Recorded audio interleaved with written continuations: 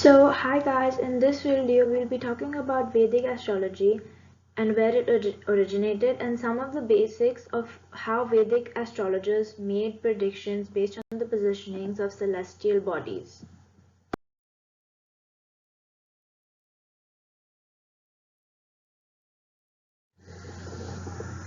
So first off, where did Vedic astrology originate?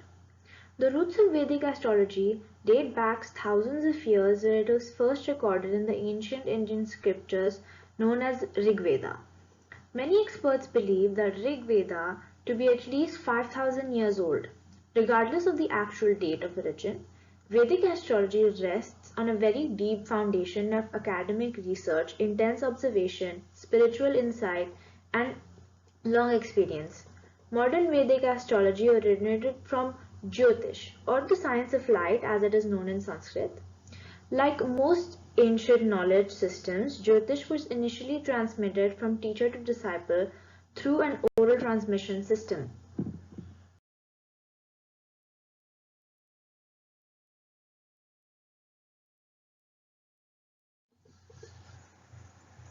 Now, people often think that Western and Vedic astrology makes use of different methods but gives the same results.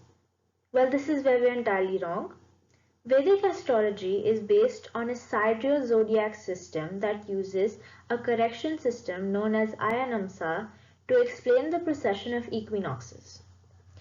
Aries is also the first sign of the zodiac in Vedic astrology, but due to some modified calculation, it begins on April 14th and is known as Misha Rashi. In Western astrology, the constellation of Sun is more important, whereas in Vedic astrology, the constellation of Moon is more important.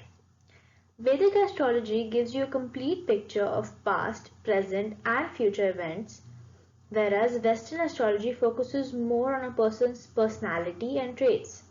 Vedic astrology reading can reveal your karmic trends.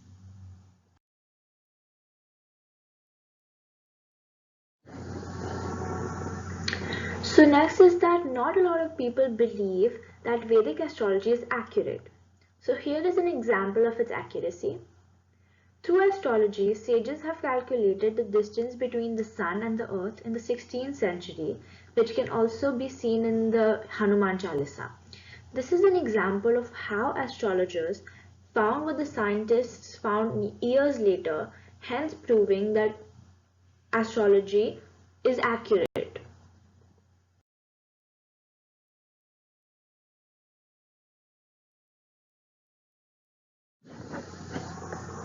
Moving on, let's talk about how Vedic astrology and zodiac signs are related. The world is a circle and has 360 degrees, and when divided by 12, each of the zodiac signs are given 30 degrees. Each symbol represents one dominant planet, Adhipati. The planet in your house has 50% power. After that, you will experience good results during the period of Dasha and Bhukti. The location of these zodiacs at birth helps to create our birth chart. The birth chart also includes positions of all the planets, sun and the moon at birth. Several other factors such as the location and the date of birth affect the condition of the birth chart. Birth charts are called Kundli in Vedic astrology. It is the map of the sky at birth. These birth charts are mathematically calculated using date, time and place of birth.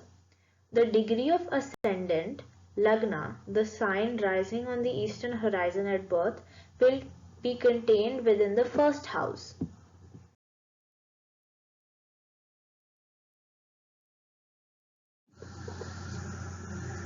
Now, each houses indicate different things as seen in the picture.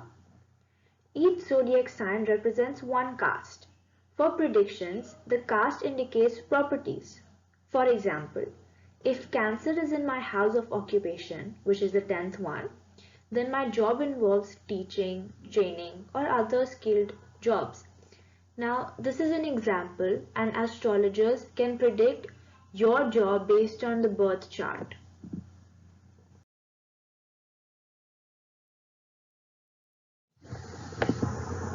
Now, planets play a huge role in Vedic astrology. In Vedic astrology, the planets are viewed as the karmas of the soul.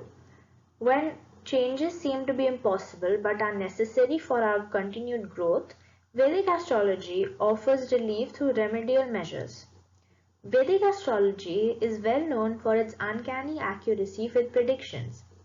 Edgar Cayce, in one of his trance sessions, predicted that sidereal astrology, which is Vedic astrology, would be the astrology of the future.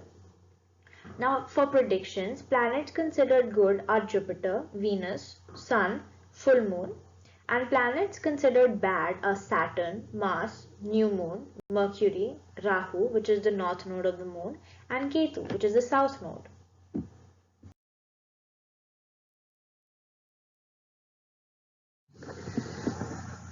Planets and zodiac signs are also related to each other. The rulers of each sign are shown in the picture. Since each sign has a ruling planet, the planet that rules the sign contained in the house will be the ruler of that house. The planets possess certain qualities of the houses relative to the houses that they rule. The ruler of a house and the house it resides in is determined how the indications of the house will manifest in life. The ruler of a good house trigonal, which is the first, fifth and the ninth, will always bring blessing to the house it occupies. The ruler of Dastana houses, which is the sixth, eighth and the 12th one, will bring trouble to the houses they occupy. Malefic planets ruling good houses can operate as functional benefits, and good planets ruling difficult houses can be functional malefic.